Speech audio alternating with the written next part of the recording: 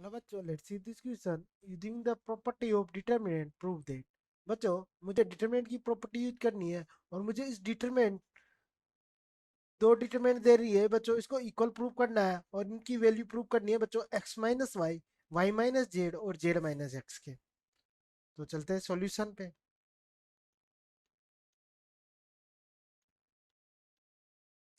बच्चों, सॉल्यूशन के पहले मैं समझता हूँ की कंसेप्ट। मैं अगर की कंसेप्ट की बात करूँ,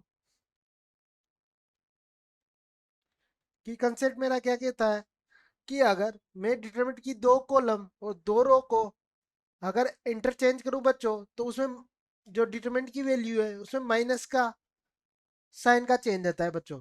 कि अगर मैं इसको लिखूं कि एफ एनी टू रो या columns of A determinant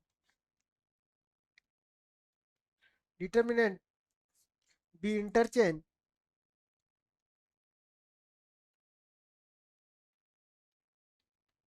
change the value of determinant the value of determinant is change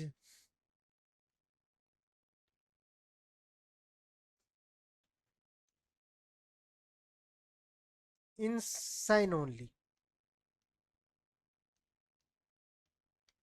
अगर बच्चों इसको मैं समझू एग्जांपल से, जैसे कोई मेरी डी डिटरमिनेंट है बच्चों, जिसमें एलिमेंट है मेरा A1 B1 C1 A2 B2 C2 A3 B3 C3। ठीक है बच्चों, अगर मैं रो वन को रो टू से आपस में इंटरचेंज करता हूँ बच्चों, तो जो डिटरमिनेंट बनेगी वो मेरी क्या बनेगी, A2 B2 C2 A1 B1 C1 और A3 B3 C3। ठीक है बच्चों, तो ये बोलता है कि डी डैश की वैल्यू माइनस ऑफ डी के इक्वल रहेगी। ठीक है बच्चों, अब मैं अपने क्वेश्चन पे चलूं। डिटरमिनेंट, मुझे डिटरमिनेंट दे रखी है दो और इसकी वैल्यू मेरे को प्रूव करनी है बच्चों। डिटरमिनेंट मेरे को दे रखी है one one one XYZ XZ XY, 1 1 1 XYZ X2 Y2 Z2 और इसकी वैल्यू मेरे को कुल बतानी है बच्चों X-Y Y-Z और Z-X। ठीक है बच्चों, मैं इसको ए मैट्रिक्स ए मान लेता हूँ बच्चों, ए डिटरमिनेंट बी और सी, मतलब को इन तीनों को इक्वल प्रूव करना है बच्चों। तो मैं यहाँ से अगर इसको लेके चलता हूँ बच्चों, ए वाली को, ए में मेरे को क्या है 1 1 1 XYZ YZ XZ बच्चों, मैं क्या करता हूँ इसको XYZ से ऊपर नीचे कर सकता हूँ, क्योंकि इनको मैं अगर कैंसिल करूंगा तो वन हो जाएगा मेरा, और ये डिटरमिनेंट वैसी की वैसी 1 1 1 XYZ एक्सिस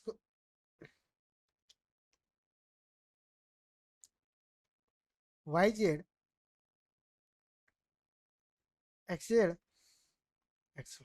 ठीक है बच्चों, अब मैं क्या करता हूँ, ये एक्स को तो फर्स्ट कॉलम से बच्चों, एक्स को तो फर्स्ट रो से, X2 को वाई सेकंड रो से, और जेड को थर्ड रो से। तो इसको मैं अगर अंदर भेजू बच्चों XYZ तो मेरा बार, और ये एक्स को मैंने फर्स्ट रो में भेजा तो एक्स X2 ये बन गया मेरा XYZ।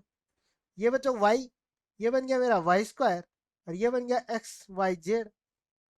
और बच्चों ये जेड Z2 XYZ।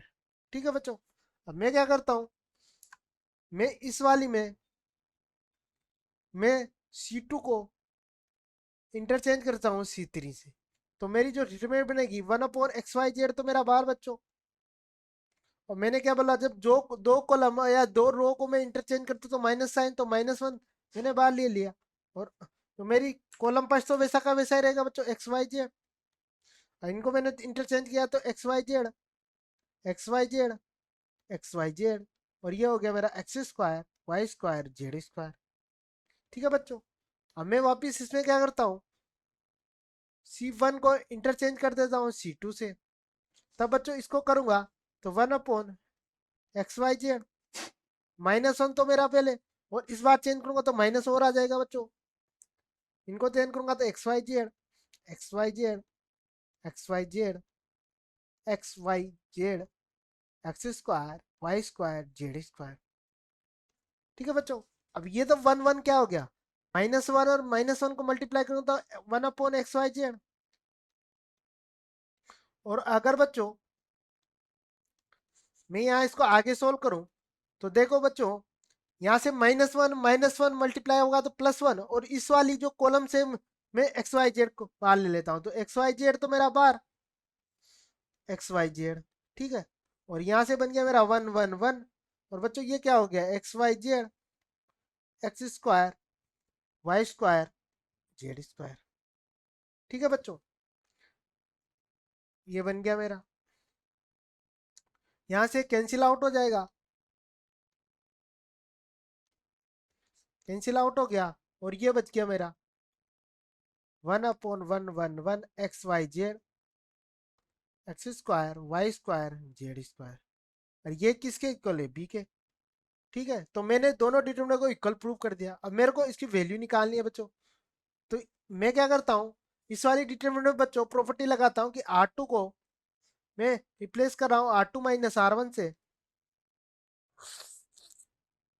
जैसे बच्चों R3 को मैं रिप्लेस कर रहा हूँ R3 माइनस R1 से। जब इस वाली डिटरमिनेंट में लगाऊंगा तो यहाँ से बच्चों मेरी जो डिटरमिनेंट बनेगी, R1 में तो मेरा चेंज होगा ही नहीं, एक्स स्क्वायर। इसमें करूंगा तो बच्चों जीरो, ये बचेगा वाई माइनस एक्स, और यहाँ बचेगा y square minus x square. इसको मैं क्या लिख सकता हूँ, y minus x y plus x. ठीक है बच्चों, ये हो गया जीरो, जेड माइनस एक्स, और ये बन गया जेड माइनस एक्स और जेड प्लस एक्स। क्योंकि बच्चों मुझे पता है कि जो मेरा ए स्क्वायर माइनस बी स्क्वायर होता है वो किसके इक्वल होता है, ए स्क्वायर। बच्चों मेरा क्या होता है, ए स्क्वायर माइनस जो बी स्क्वायर होता है वो इक्वल होता है ए माइनस बी और ए प्लस बी से। ये मैंने यहाँ यूज किया।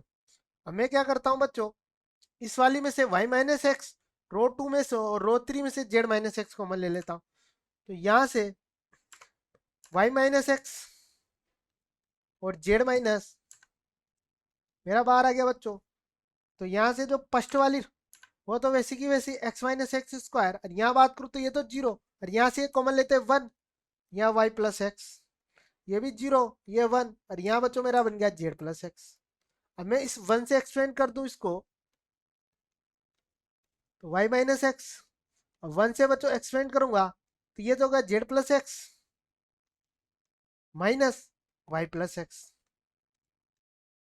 तो यहाँ से बच्चों मेरा जो एक्स से एक्स तो कैंसिल आउट हो जाएगा, और यहाँ जो मेरी बचेगी मैं इसमें से माइनस कॉमन ले लेता हूँ तो -1 एक्स माइनस वाई, ये जेड है बच्चों। ठीक है, और यहाँ से तो मैं जेड माइनस एक्स, और इन दोनों में से मैं माइनस कॉमन लूंगा तो यहाँ से वाई माइनस जेड। अब ये -1 और -1 मल्टीप्लाई हो गए +1 हो गए बच्चों, तो ये आ गया x minus y z minus x और वाई माइनस एक्स।